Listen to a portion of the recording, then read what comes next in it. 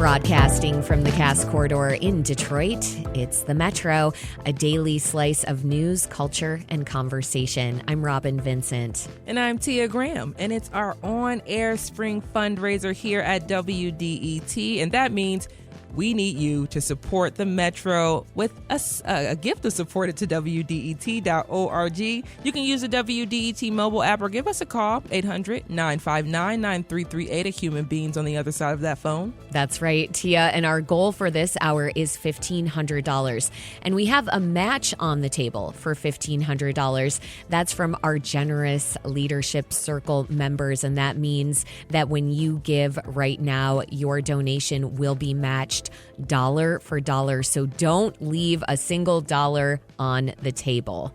That's right. And we, like you said, that match is there, but we're also looking for a person to come in, or multiple folks, if you can, to come in at $100 a month, or even come in at one-time gift of $1,200. It does help so many other folks who can't give right now. We see everything that's happening in our world. We see how things are just fluctuating up and down, and you don't know what's going to happen. But what we do know is that we want to stay here strong for the community at WDET. So you can do that. Be a leader, $100 a month, or one-time gift of $1,200. It really does as well. I want to say thank you once again to Jane. Thank you, Jane in Grosse Pointe Woods, who says that beautiful message from Mary. I am so proud of you, Mary Z. I was working at Dominican High School when you were a student, and the work at WDET does keep me informed and entertained, and it entertains me a lot. Thank you so much. And then thank you as well out of Detroit. Shout out to Detroit. Sarah in Detroit, thank you so much for your mobile gift this morning.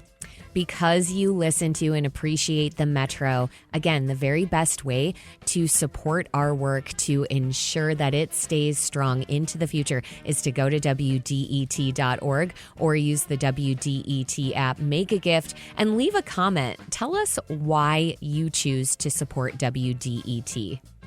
That is right. And this week, we'll be highlighting some of the work that our members helped create. A lot of those will be conversations we've recently had, but we are a news show, so we have to keep you informed because that's what we love to do here at WDET and on the Metro. So the Department of Education plays a vital role in supporting some of Michigan's most vulnerable students. That's one reason education advocates are concerned, because President Trump has vowed to shut down the Department of Education. It's one of many federal agencies he's targeting. Last week, Trump was reportedly gearing up to sign an executive order to end the department.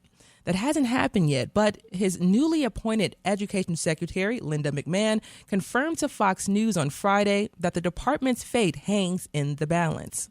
He couldn't be any more clear when he said he wants me to put myself out of a job. How did you feel about that? But, I think there is definitely a role for education to make sure that as we move education back to the states, that we are providing the tools for the governors, for the teachers, that we can provide them with research to show best practices.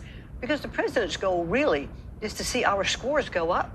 You know, when 70%, of our students cannot read with proficiency, that's just incredibly difficult to swallow. And he's just not going to accept. But, Tia, we do need to fact-check Secretary McMahon. So the Department of Education doesn't play the kind of role that she's alluding to. K through 12 education in America is already controlled at the state and local level. Now, some of the things it does do, well, that includes supporting low-income kids and ensuring students with disabilities don't face discrimination. So what's going on here?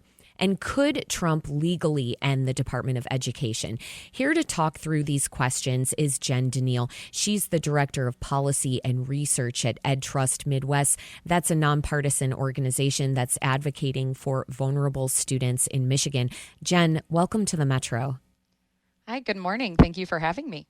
So first, before we discuss what the Department of Ed doesn't do, I want to talk about one of the key roles the Department of Education has. It provides funding that helps a lot of students in Michigan. Could you talk about that? Absolutely. And I would love to talk about that. And I also want to do a little bit of level setting because, as you noted, Robin, there is so much at stake here. The U.S. Department of Education provides crucial support and funding for so many of Michigan's 1.4 million traditional public and charter school students and our educators. And that includes 717,000 students from low-income backgrounds, representing more than half of all of the public school students across our state from Monroe to Marquette. They also support 217,000 students with disabilities and tens of thousands of students who are applying for college aid, students who receive Pell Grants, which, as you know, help make college education more affordable, and students who receive federal work study. We also see additional supports and funding for our many rural students and teachers and all of our teachers, because the Department of Education also provides funding and support for educator development. And so for all of these students and teachers, the U.S. Department of Education plays essential roles for our state students, particularly, as you mentioned, students who are more vulnerable, right? From students from low-income backgrounds and students with disabilities. We also know that the Department of Education serves important roles as a watchdog, right? Ensuring that students receive the services that they deserve and ensuring the transparency and accountability in states' public education systems so that all of our families have honest and accurate information about student performance and student learning outcomes. Jen, yes, the watchdog role of the Department of Education is something that is striking to me. When I was an education reporter, the Department of Education website was where I went to find statistics on things like student discipline. It showed me, for example, if certain kids were disciplined more than others. And oftentimes what I would see is that children with disabilities were disproportionately disciplined. So talk a little bit more about the crucial watchdog role the Department of Ed plays. Absolutely. So the Department of Education plays this critical watchdog role, both in ensuring that students receive the services that they deserve, and also in ensuring that states are held accountable for educating all of their students. As you know, Robin, through all of your experience, the states weren't always required to disaggregate their data and show how students were performing and what student outcomes looked like by race and disability. And that actually changed under the No Child Left Behind Act, which was implemented by former Republican President George W. Bush. And in addition, we see the department playing a particularly important role in ensuring that there's no discrimination based on any of these protected federal classes like students with disabilities. And in fact, you're probably aware there was a recent federal investigation into the Michigan Department of Education, which found that Michigan systematically violated the rights of students with disabilities during the COVID-19 school closures. That investigation determined that students with disabilities did not receive the services and instruction that they were entitled to under federal anti-discrimination laws. And so this isn't only about money, which is very important, and I'm happy to talk about that. But this is also about ensuring that states are held accountable at this higher federal level for providing an appropriate education for all of their kids. Yeah, Jen, I wonder if that would have ever come to light that students were systematically discriminated against who have disabilities during the COVID-19 pandemic, if not for that federal investigation. But I want to look at very quickly what the Department of Education doesn't do. It doesn't control what's taught in classrooms. So why do you think Secretary McMahon then is pointing to the need for states to control education? Isn't that already happening? States do control the vast majority of those education decisions in for their kids, for families in their states. For example, when you look at the state of Michigan, federal funding in fiscal year 2023 comprised just about 13.8% of K-12 education funding, meaning that the other roughly 86.2% of funding came from the state and from local communities. And that also, and we also know that the vast majority of decisions tied to that funding are happening at the state level. We do see for these federal dollars, there are restrictions and regulations. For example, Title I funding, which Michigan receives about $580 million in critical Title I funding for students from low-income backgrounds from the federal government. And those dollars have to be spent specifically on students for whom they are intended, for those students from low-income backgrounds. And so I think perhaps we're seeing a desire to allow those dollars to be less restrictive from the federal government. One thing that we've heard is that a possible action being considered by the Trump administration is to turn these funds for students from low income backgrounds or for students with disabilities into what are called block grants. And these block grants would be much more flexible, and states could kind of choose to use those dollars however they wanted to, which is problematic because that would mean then that those dollars would lack the accountability and assurances to make sure that those dollars are actually getting to the students for whom they are intended. So I think the goal here is flexibility, but I do think that the rhetoric we're hearing right now is really overlooking and underplaying the importance of that federal watchdog role that we see. You're listening to The Metro on WDET Detroit Public Radio. I'm Robin Vincent. And I'm Tia Graham. We're speaking with Jen Daniil of Ed Trust Midwest about what potential cuts to the Department of Education could mean for Michigan kids.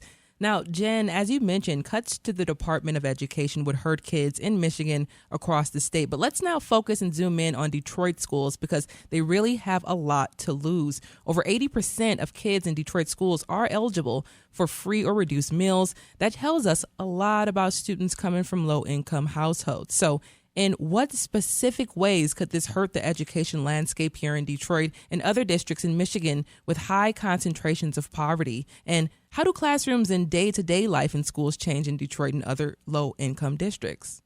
Absolutely. That's a great question, Tia. Thank you. Detroit Public Schools in this 24-25 school year actually received more than $120 million in Title I funding. So we're talking about a hugely significant amount of money. And we see that, as you mentioned, in districts that serve high concentrations of poverty across the state. In Utica Community Schools in western Macomb County, for example, they received over $4 million. In Battle Creek Public Schools, where over 70% of students are from low-income backgrounds over there on the west side of the state, they received nearly $3.4 million in federal Title I funding. And so this is certainly something that is of grave concern to many of our school districts across the state. And when we think about, what could these cuts mean, they could cause extreme disruption to the momentum that many districts, including Detroit, are finding in the wake of the COVID-19 pandemic. We could see reductions in potentially staff members, in tutors, in instructional materials and professional development for students, in parent and family engagement activities. There's so much that districts can use these Title I dollars for, specifically to improve outcomes for students from low-income backgrounds. And in a district like Detroit, where, as you mentioned, 80% of students qualify for free and reduced price lunch and free meals, these threats of reductions are extremely problematic and concerning. Jen, I was going to just, hit base there, talk just a little bit to that there, because my brain was just thinking about the kids who are going to lose lunch, who are going to lose that one meal they possibly have a day going into school, or two meals that they have going into school that day. So I just, think about those kids and how this can impact their lives and their parents' lives or their caregivers' lives. But Jen, just continuing on, the Department of Education also plays an essential role beyond K through 12 education. How could it affect students, and Michigan students, trying to carve a path to college? You did mention Pell Grants, work study as well. Are those also at stake? Yes. So the U.S. Department of Education provides a great deal of support and administration for higher education. Annually, across our country, millions of college students receive Pell Grants, which helps them save thousands of dollars annually in college costs. And in Michigan, in the 23-24 school year, 155,000 students received over $700 million in Pell Grants. And the Department of Education estimates that number is going to increase to more than $900 million in fiscal year 2025. So that's almost $1 billion in funding for students from Michigan, or Michigan students from low-income backgrounds. And when we think about the fact that more than half of our public school students come from low-income backgrounds, this is really about thousands of Michigan students getting the opportunity to go to college.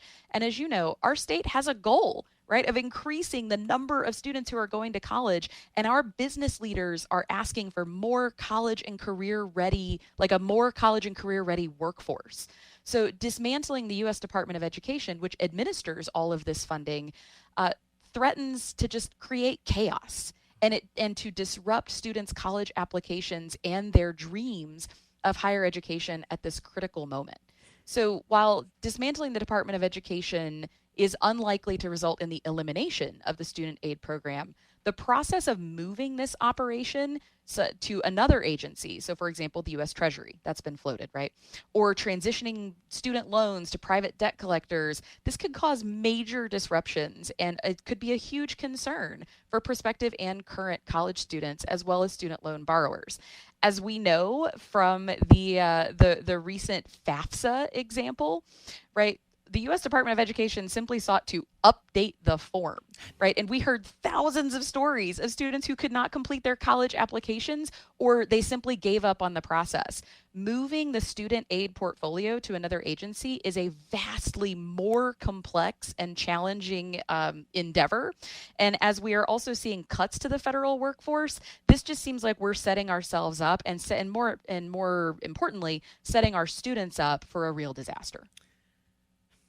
And Jen, I was thinking about the kids once again as they continue to go forward and try to get into college, and like you said, the FAFSA was a huge thing that took everyone by storm. But I'm thinking about how this could possibly also impact those who want to apply for college. If they think that the dollars aren't there, if the money's not there, they just may not even try.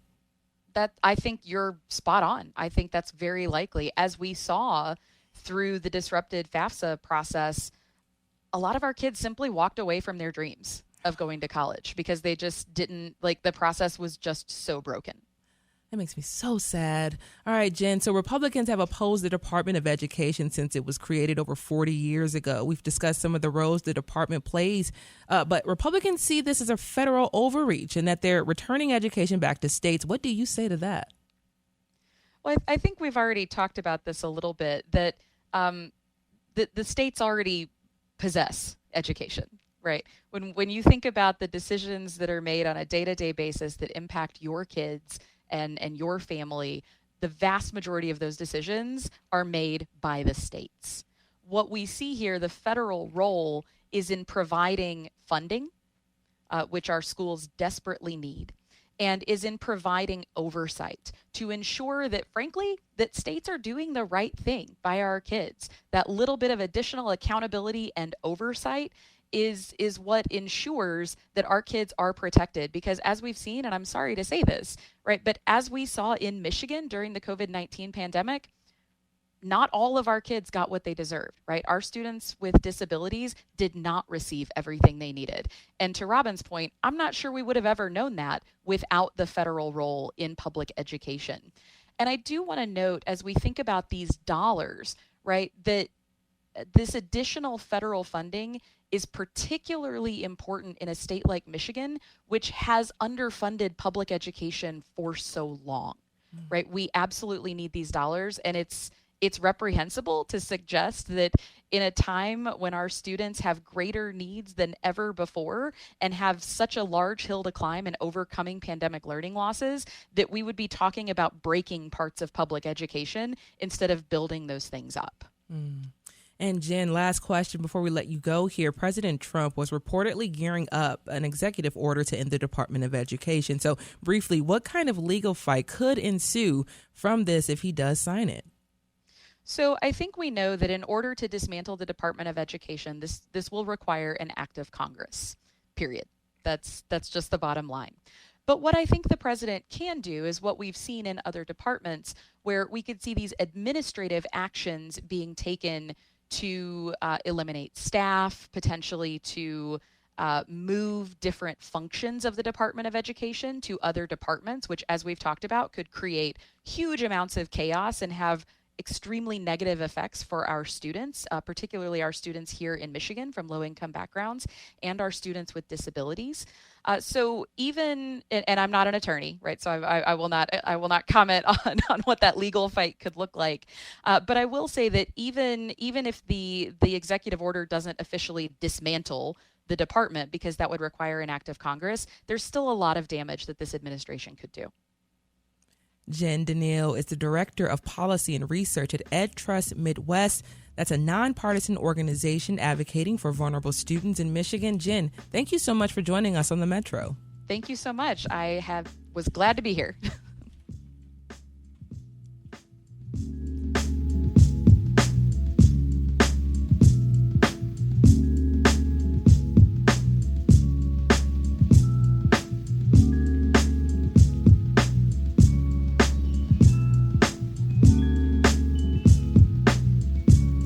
Conversations like this one that we just had with Jen Daniil, the Policy and Research Director at EdTrust Midwest, help us understand how big national issues are affecting us locally. And education is a crucial topic for us, right, Tia? It is a huge, crucial topic, Robin, because I always say I believe the children are the future, in the voice of Whitney Houston. I mean, That's I right. really do. And education is opportunity and knowledge is power. And without it, we are sitting ducks. So I think it's so important that we make sure that we're staying informed. And we can do that here at WDET through the Metro with your support, WDET.org. And it can ensure we can have more of these discussions. That's right, WDET.org. You can give now. Thank you so much.